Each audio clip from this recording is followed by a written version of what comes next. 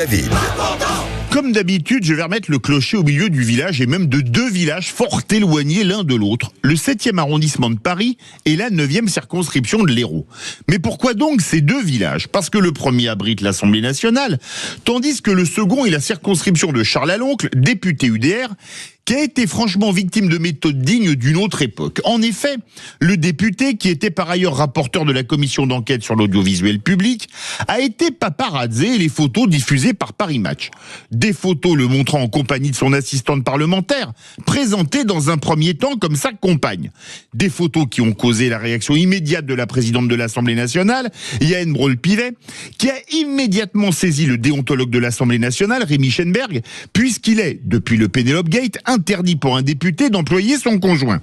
Rémy Schenberg qui a immédiatement conclu qu'il n'y avait ni situation de mariage, ni de pax, ni de concubinage.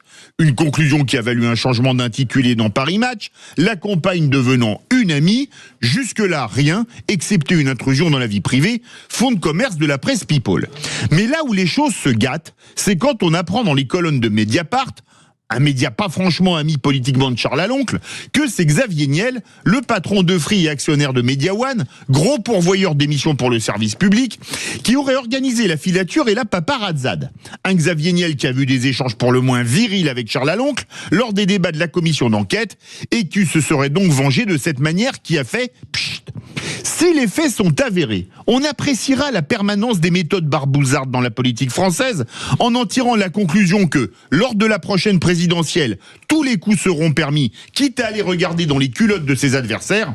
Des méthodes qui rappellent le nom d'une milice indigne dissoute il y a plus de 40 ans, puisque, si les faits étaient avérés, on pourrait dire que Xavier Niel a été pris la main dans le sac.